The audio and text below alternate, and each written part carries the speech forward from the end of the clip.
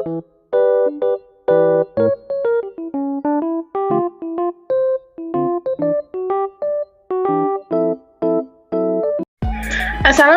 warahmatullahi wabarakatuh. Hai teman-teman semua, perkenalkan nama saya Anita Ramadhani dengan NIM 21029068, mahasiswa Prodi Pendidikan Matematika FIPA Universitas Negeri Padang.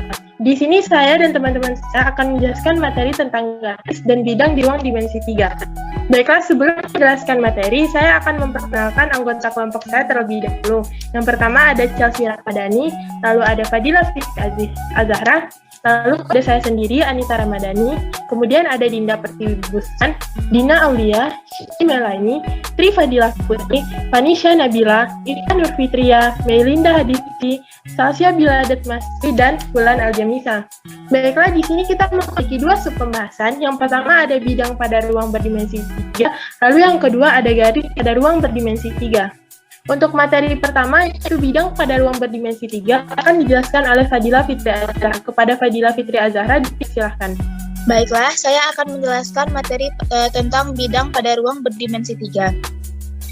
Dalam geometri analitik, sebuah garis dalam ruang berdimensi 2 dapat ditentukan jika kemiringan dan salah satu titiknya diketahui. Demikian pula dapat ditentukan suatu bidang pada ruang berdimensi 3 jika kemiringannya dan salah satu titiknya diketahui. Suatu metode untuk menggambarkan kemiringan suatu bidang adalah dengan menentukan suatu vektor tak nol yang disebut vektor normal yang tegak lurus terhadap bidang tersebut. Misalkan, kita ingin mencari persamaan bidang yang melalui titik P0, yaitu X0, Y0, dan Z0, dan memiliki vektor tak nol N sama dengan A, B, C sebagai normalnya. Tampak dari gambar 3.5.1 bahwa bidang tersebut terdiri dari tempat titik-titik P, yaitu X, Y, Z, tersebut di mana vektor adalah vektor P0 dikali P ortogonal terhadap N, yaitu N sama dengan vektor P0 dikali P sama dengan 0. Karena vektor P0 dikali P sama dengan X kurang X0, Y, Y0, Z sampai Z0, maka persamaan satu dapat ditulis kembali sebagai A buka kurung X dikurang X0 tambah B buka kurung Y dikurang Y0 tutup kurung ditambah C buka kurung Z dikurang Z0 tutup kurung sama dengan 0. Kita menyebut ini sebagai bentuk normal titik atau poin normal dari persamaan suatu bidang. Perhatikan gambar 3.5.1 bidang dengan vektor normal. Baiklah, sekian dari saya kembalikan kepada moderator. Baiklah, terima kasih kepada Fadila yang sudah menjelaskan konsep tentang bidang pada ruang dimensi 3. Nah, untuk pengaplikasian dari konsep yang sudah dijelaskan Fadila tadi akan dijelaskan oleh Chelsea Ramadhani. Kepada Chelsea Ramadhani dipersilakan. Baiklah, terima kasih kepada moderator. Saya akan menjelaskan tentang contoh soal bidang berdimensi 3. Soalnya yaitu, tentukan persamaan suatu bidang yang melalui titik 3,-1,7 dan tegak lurus terhadap vektor N sama dengan 4,2,5.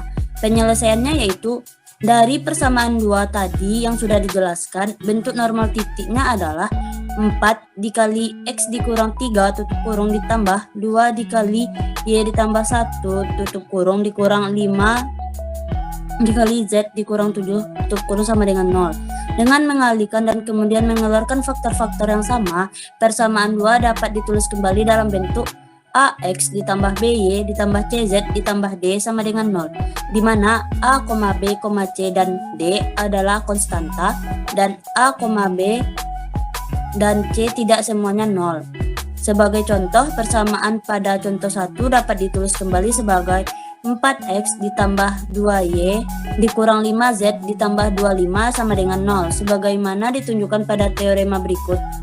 Bidang-bidang pada ruang berdimensi 3 diwakili oleh persamaan berbentuk AX ditambah BY ditambah CZ ditambah D sama dengan 0.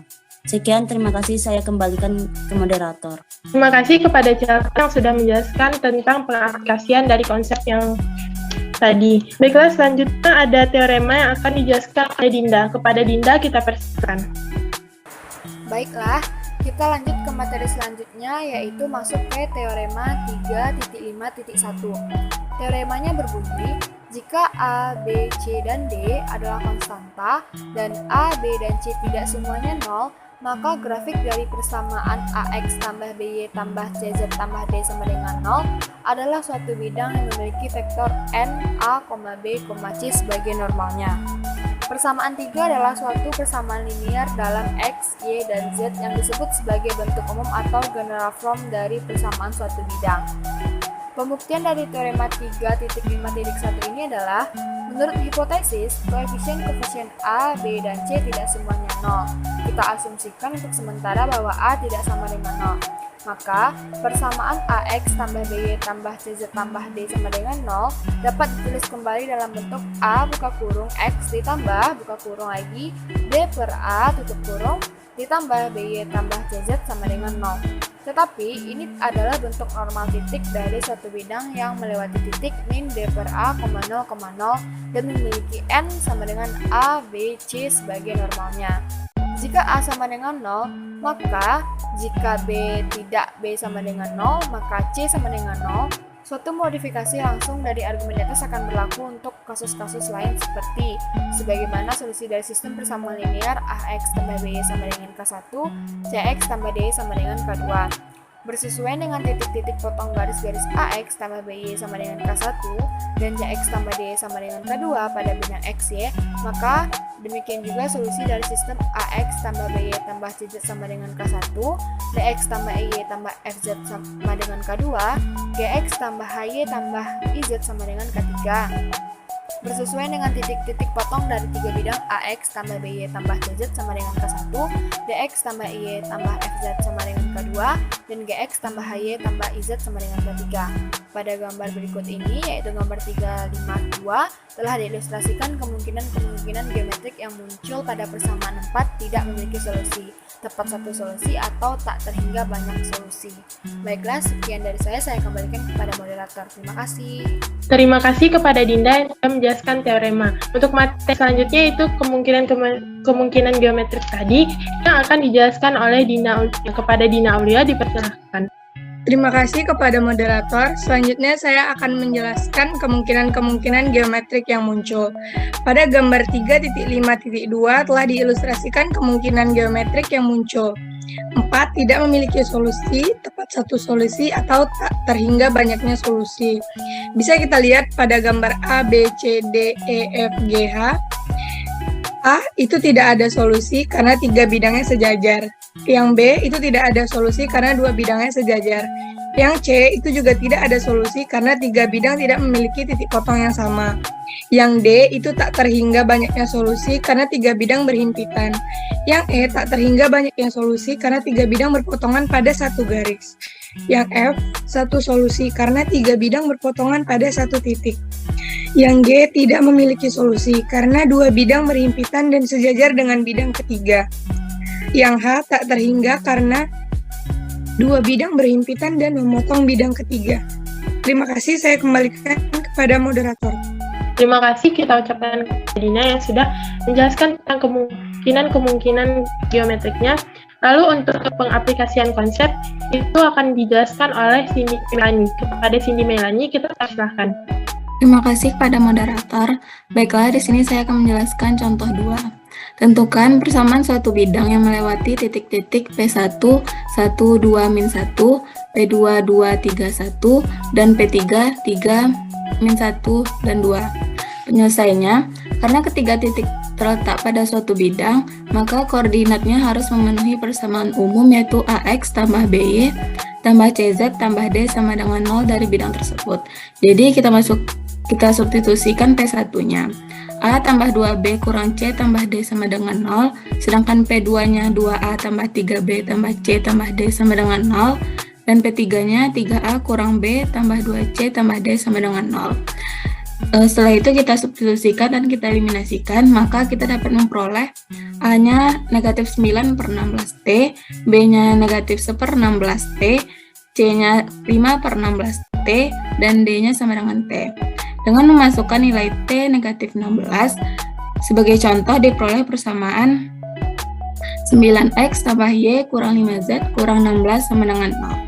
Kita ketahui bahwa untuk nilai T yang lain akan diperoleh kelipatan dari persamaan ini, sehingga berapapun nilai T tidak sama dengan 0 akan memberikan suatu persamaan yang benar dari bidang tersebut. Di sini juga ada penyelesaian alternatifnya. Karena titik P1, P2, dan P3 terletak pada suatu bidang, vektor-vektor P1 dikali P2 sama dengan 1,1,2 dan vektor P1 dikali P3 sama dengan 2,-3,3 terletak pada suatu bidang. Vektor-vektor dan adalah sejajar dengan bidang tersebut. Oleh karena itu, persamaan vektor P1 dikali P2 dikali vektor P1 dikali P3 sama dengan 9,1, -5 adalah normal terhadap bidang tersebut. Karena persamaan tersebut tegak lurus baik terhadap vektor P1 kali P2 dan vektor P1 kali P3. Dari hal ini, dan fakta bahwa P1 terletak pada bidang tersebut, bentuk normal titik untuk persamaan bidang tersebut adalah 9 buka kurung X kurang 1 tutup kurung ditambah Y kurang 2 dikurang 5 buka kurung Z tambah 1 tutup kurung sama dengan 0. Atau bisa juga dengan 9X tambah Y kurang 5Z kurang 16 sama dengan 0. Sekian dari saya kembalikan pada moderator. Baiklah, terima kasih kepada Cindy yang sudah menjelaskan tentang pengaplikasian konsep. Untuk materi selanjutnya akan dijelaskan oleh Tri Fadila Putri. Kepada Tri Fadila Putri dipersilakan. Baiklah, terima kasih kepada moderator. Selanjutnya saya akan menjelaskan tentang bentuk vektor dari persamaan suatu bidang. Pada gambar 3.5.3, misalkan R sama dengan X, Y, Z adalah vektor dari titik asal ke titik P, X, Y, Z. Misalkan R0 sama dengan X0, Y0, Z0 adalah vektor dari titik asal ke titik P0 sama dengan X0, Y0, Z0, dan misalkan N sama dengan A, B, C adalah suatu vektor normal terhadap bidang. Sehingga rumusnya dapat ditulis sebagai berikut. N dikali R dikurang R0 sama dengan 0. Ini disebut bentuk vektor dari persamaan suatu bidang atau vector form of the equation of a plane. Berikut adalah ilustrasi dari gambar 5.3.3. Selanjutnya kita lanjut ke contoh 3. Persamaan vektor suatu bidang menggunakan rumus N dikali R dikurang R0 sama dengan 0. Persamaan min 1, 2, 5 dikali X dikurang 6, Y dikurang 3, Z ditambah 4 sama dengan 0 adalah persamaan vektor dari suatu bidang yang melewati titik 6, 3, min 4 dan tegak lurus terhadap vektor N sama dengan min 1, 2, 5. Sekian, terima kasih. Saya kembalikan kepada moderator. Terima kasih kepada Tri Fadila Putri sudah menjelaskan konsep serta contohnya. Lalu kita masuk kepada sub pembahasan kedua, yaitu garis pada ruang berdimensi 3 yang akan dijelaskan oleh Vanisha. Kepada Vanisha dipersilahkan. Baiklah, terima kasih kepada moderator. Saya akan menjelaskan garis pada ruang berdimensi 3. Di sini menunjukkan bagaimana memperoleh persamaan untuk garis pada ruang berdimensi 3. Misalkan garis I adalah garis pada ruang berdimensi 3 yang melewati titik P0, yaitu X0, Y0, dan Z0, dan sejajar dengan vektor tak 0 V sama dengan A, B, C. Maka, jelas pada gambar 3.5.4, I terdiri dari tepat titik-titik P, X, Y, Z tersebut di mana vektor sejajar dengan V, yaitu di mana terdapat suatu saklar T sedemikian rupa sehingga menjadi vektor P0 kali P sama dengan TV. Nah, selanjutnya jika dikeluarkan komponen-komponennya dapat ditulis X kurang X0, Y dikurang Y0, Z dikurang Z0 sama dengan TA, TB, TC. Sehingga diperoleh X dikurang X0 sama dengan TA, Y dikurang Y0 sama dengan TB, dan Z kurang Z0 sama dengan TC, sehingga X sama dengan X0 sama dengan TA, dan Y sama dengan Y0 ditambah TB, sedangkan Z sama dengan Z0 ditambah TC. Pada saat parameter T bervariasi antara min tak hingga plus tak hingga titik P, X, Y, Z menelusuri garis I. Persamaan-persamaannya itu X sama dengan X0 tambah TA, Y sama dengan Y0 tambah TB, Z ditambah Z0 tambah TC, T lebih dari min tak hingga kurang dari plus tak hingga, disebut sebagai persamaan parametrik untuk I. Selanjutnya saya akan serahkan kepada moderator. Terima kasih kepada Fanisha Nabila yang sudah memberikan konsep umum tentang garis pada ruang dimensi 3. Nah, untuk aplikasian dari konsep tadi akan dijelaskan oleh Ifah. Pada Ifah kita persilahkan. Baiklah. Selanjutnya contoh keempat yaitu persamaan parametrik suatu garis. Garis yang melewati titik 1, 2, dan min 3 dan sejajar dengan vektor V, 4, 5, dan min 7 memiliki persamaan parametrik. X sama dengan 1 tambah 4T, Y sama dengan 2 tambah 5T, dan Z sama dengan min 3 dikurang 7T. T besar dari min tak hingga dan T lebih dari plus tak hingga. Kemudian contoh kelima yaitu perpotongan suatu garis dan bidang. Yang A, tentukan persamaan parametrik untuk garis I yang melewati titik-titik P1, 2, 4, min 1, dan P2, 5, 0, 7. Cara menyelesaikannya yaitu karena vektor P1, P2 sama dengan 3, min 4, 8 sejajar dengan I, dan P1, 2, 4, min 1 terletak pada I, maka garis I mempunyai persamaan parametrik. X sama dengan 2 tambah 3T, Y sama dengan 4 kurang 4T, dan Z sama dengan min 1 tambah 8T. T besar dari min tak hingga dan T kurang dari plus tak hingga. Yang B, di manakah garis tersebut memotong XY? Cara menyelesaikannya yaitu garis tersebut memotong bidang XY pada suatu titik di mana Z sama dengan min 1 tambah T sama dengan 0, di mana T sama dengan 1/8 dengan mensubstitusi nilai T pada persamaan parametrik untuk I, maka diperoleh titik potong XYZ sama dengan 19/8, 7/2,0. Yaitu selanjutnya contoh ke-6, garis perpotongan dua bidang. Tentukan persamaan parametrik untuk garis perpotongan bidang-bidang 3X tambah 2Y kurang 4Z kurang 6 sama dengan 0, dan X dikurang 3Y kurang 2Z kurang 4 sama dengan 0. Cara menyelesaikannya, garis potong terdiri dari semua titik X, Y, Z yang memenuhi kedua persamaan dengan sistem 3X tambah 2Y kurang 4Z sama dengan 6, X dikurang 3Y dikurang 2Z sama dengan 4.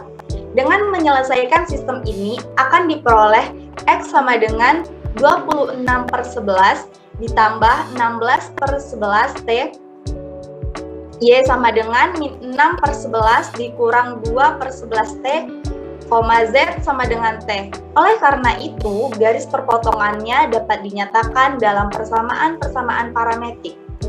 X sama dengan 26/11 ditambah 16/11T. Dan Y sama dengan min 6/11 dikurang 2/11T. Dan Z sama dengan T. T besar dari min tak hingga dan T kurang dari plus tak hingga. Saya kembalikan ke moderator.